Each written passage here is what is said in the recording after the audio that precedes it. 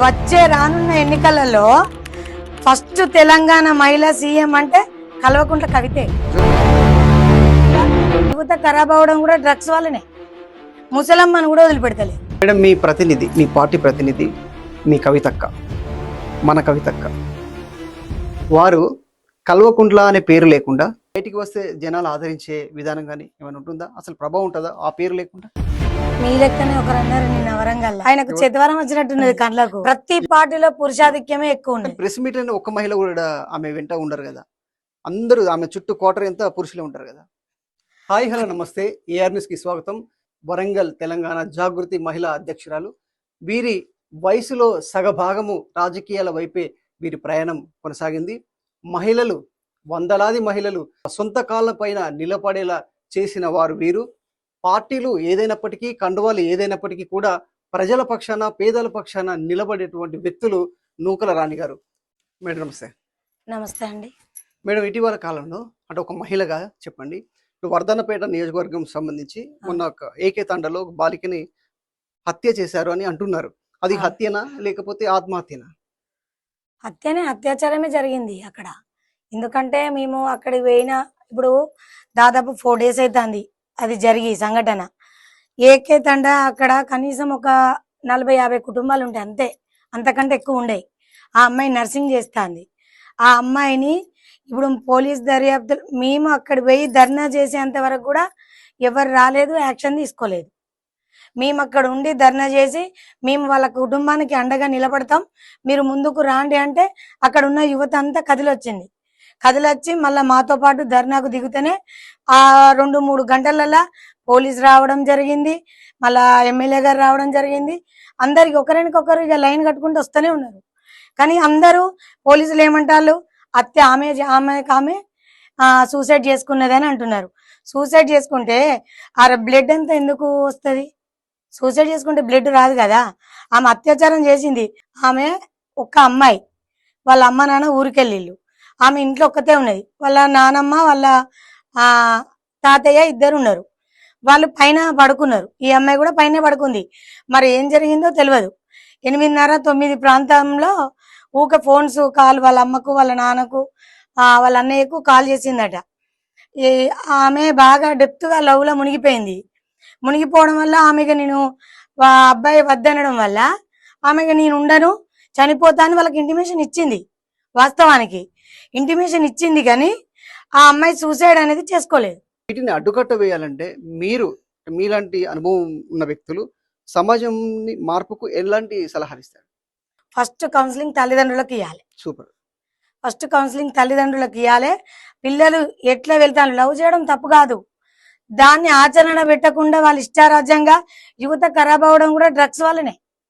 ఈ గంజాయి తీసుకోవడం వల్ల యువత ఖరాబ్ అవుతుంది. ఎన్ని ప్రభుత్వాలు మారినా ఈ అత్యాచారాలు అనేటి మారడం లేదు. మహిళలకు ముందు వాళ్ళు ఏ విధంగా ఉండాలనేది తల్లిదండ్రులకు ముందు కౌన్సిలింగ్ ఇవ్వాలి.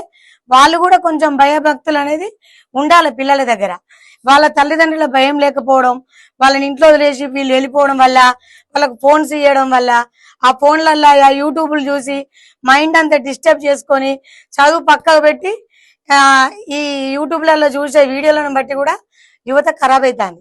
వాళ్ళు ఆడే కానీ మగ పిల్లలే కానీ ఎవరే కానీ మేము చెప్పేది ఏంటంటే, యువతకు ఫస్ట్ ప్రభుత్వానికి చెప్పాల్సింది ఏంటంటే డ్రగ్స్ అనేది మార్పియాలి. అది గంజాయి అనేది దరిదాపులకు కూడా రాకుండా చేసే ప్రయత్నము ప్రభుత్వాలు తీసుకోవాలి. ఎన్ని ప్రభుత్వాలు మారినా అది మారతలేదు. మహిళలకు రక్షణ లేకుండా పోతుంది. అది తాగడం వల్ల మనకి మైకం కమ్మి ఆ తల్లా తెలియదు, చెల్లా తెలియదు, అక్క తెలియదు, ఎవరు తెలియకుండా ఎవరు కనబడితే ఆ మైకంలో వాళ్ళకు ఆ మత్తు వదిలే వరకు ఎవరో ఒక ఆడపిల్లలైతే ఆగమైపోతారు కదా లోకంలో. ఇప్పుడు సమాజంలో జరిగేదంతా అట్లనే, డ్రగ్స్ వల్లనే. ముసలమ్మను కూడా వదిలిపెడతలేరు. కాబట్టి యువతకు మరీ చెప్పేది ఏంటంటే, మనం ఈ ప్రభుత్వము ఎప్పుడైతే మనం ఖండిస్తామో, ఈ గంజాయి అనేది మనం మానిపిస్తామో అప్పుడు యువత సెట్ అవుతుంది. మేడం, మీ ప్రతినిధి, మీ పార్టీ ప్రతినిధి, మీ కవితక్క, మన కవితక్క, వారు కల్వకుంట్ల అనే పేరు లేకుండా, వాళ్ళ నాన్న పేరు లేకుండా బయటికి వచ్చే శక్తి కానీ, బయటికి వస్తే జనాలు ఆదరించే విధానం కానీ ఏమైనా ఉంటుందా? అసలు ప్రభావం ఉంటుందా ఆ పేరు లేకుండా? మీ లెక్కనే ఒకరు అన్నారు నిన్న వరంగల్లా, ఎవరు మేడం? రాజనాల శ్రీయార్ అని. ఆయనకు చెత్తవరం వచ్చినట్టున్నది కండ్లకు, ఏంది పోయి అలా కళ్ళ అంత- ఆపరేషన్ చేయించుకోమని చెప్పాలి. అంత గట్టిగా అంటున్నారు? అవును మరి 10 మంది రారు కవితక్క పేరు చెప్తే నా చొవ్విత్త అన్నాడు కదా. రేపు 25వ తారీఖు నాడు జరుగుతుంది పార్టీ ఆవిర్భావం. ఆ రోజు రమ్మనాలి, ఆపరేషన్ చేసుకొని రమ్మనాలి. ఈ లోపు కళ్ళద్దాలు కూడా తీస్తారు. అప్పుడు చూస్తే ఆ జనాలకు ఒక్క చెవి ఇస్తాడా 2 చెవులు ఇస్తాడా అనేది తెలిసిపోతుంది. ఆమె ఒక ప్రభంజనం సృష్టించబోతోంది. ముందు వచ్చే రానున్న ఎన్నికలలో ఫస్ట్ తెలంగాణ మహిళా సీఎం అంటే కల్వకుంట్ల కవితే.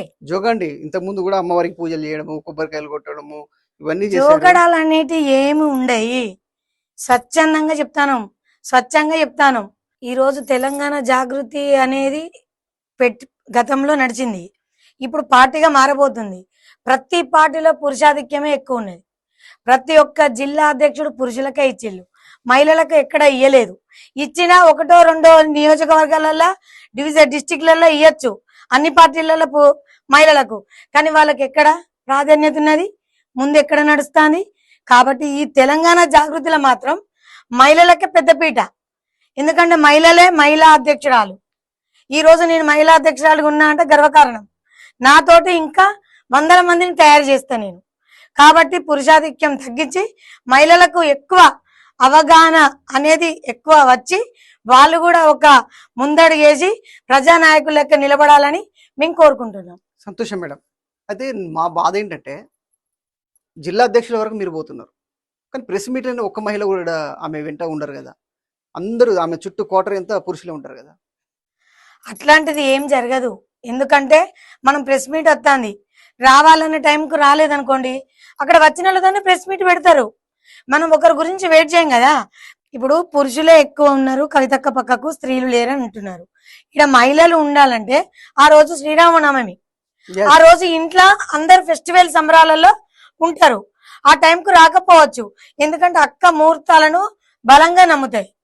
ఏ ముహూర్తానికి ఏ ప్రెస్ మీట్ పెట్టాలి, ఏ ముహూర్తానికి ఏ కార్యక్రమం చేయాలి అనేది ఎక్కువ నమ్మడం వల్ల ఆ ఫెస్టివల్ సందర్భాన మహిళలు రాకపోవచ్చు.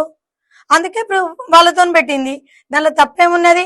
ముందు భవిష్యత్తు ఆలోచించాలి, ఇప్పుడు జరిగింది ఆలోచించద్దు, జరగబోయేది ఆలోచించి ముందుకు నడవాలి. Okay madam. ఏదేమైనా ఈ సందర్భంగా చలం గారు చెప్పిన మాట ఈ సందర్భంగా గుర్తు చేద్దాం. పార్టీ కండువాలు ఏదైనా, పార్టీ అధ్యక్షులు ఎవరైనా, మహిళలు అన్ని రంగాల్లోకి ముందు రావాలి, మహిళకి ఆలోచించే శక్తి ఇవ్వండి అని చలం గారు అన్నారు. మహిళకి స్వేచ్ఛనివ్వండి, ఇక చాలు గతం నుంచి ఇప్పటి వరకు పురుషాధిక్యత ఉన్నటువంటి రాజ్యాలు చాలు, ఇక మహిళలకి రాజ్యాన్ని ఇవ్వండి అని చలం గారు అప్పుడెప్పుడో చెప్పాడు. అదే మాట అక్షర సత్యంగా ఆచరణలోకి వచ్చే విధంగా ఏఆర్ న్యూస్ కూడా కోరుకుంటుంది. అదే బాటలో జాగృతి నుంచి పార్టీ కూడా నడవాలని, ముఖ్యంగా మహిళలు ఎదగడానికి ఈ పార్టీ దోహదం జరగాలని, మేము పార్టీల గురించి చెప్పడం లేదు, కానీ మహిళలు ఎదగడానికి ఇది ఉపయోగపడే విధంగా ఉంటే బాగుంటుందని ఏఆర్ న్యూస్ మనస్ఫూర్తిగా కోరుకుంటుంది. మేడం.